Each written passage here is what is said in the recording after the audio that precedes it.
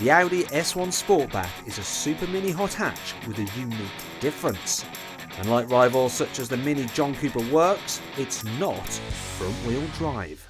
When Audi were originally toying with the idea of this car, they thought, let's just take a normal A1, stick a bigger, more powerful engine under the bonnet and job done. And then someone pointed out that so far all S models have had quattro, and so they had to give the S1 all-wheel drive. The S1 can send up to 50% of its power to the rear wheels, which means it can get more of its power down more quickly than lesser front-wheel drive super mini hot hatches can. And there's quite a lot of power because squeezed under the bonnet is a 2-litre turbo with 231 brake horsepower, which is more than you get in a Golf GTI. 0 to 62 miles an hour takes just 5.8 seconds, while top speed is limited to 155 miles an hour.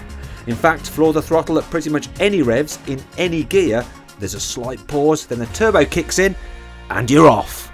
And just so you know, unlike with other S cars, the S1 is only available with a manual gearbox, but changing gears yourself just adds to the fun.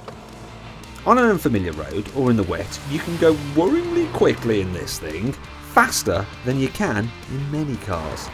With the adaptive dampers in dynamic mode, the car bounces about all over the place, but put them into auto mode and the ride is, well, it's acceptable for a pocket rocket. The best thing about this car is the way that it makes you feel. Now, not in the way that it makes you feel that you know exactly what it's doing beneath you, because it's not the most adjustable chassis. It's the way it makes you feel when you catch someone completely unawares and blow them away in this little A1. You know what? If this car was an animal, it would be a Jack Russell Terrier on crack.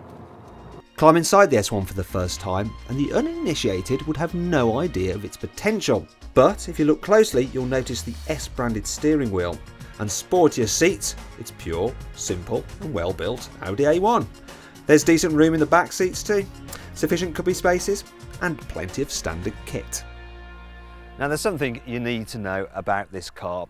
You see, giving the A1 all-wheel drive required the rear end to be completely re-engineered, so Audi had to fit a rear differential, some drive shafts to the rear wheels, and they also fitted it with a more sophisticated fully independent rear suspension. And all this has created a few problems.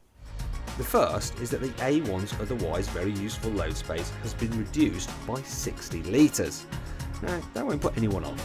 But the second issue might, the price.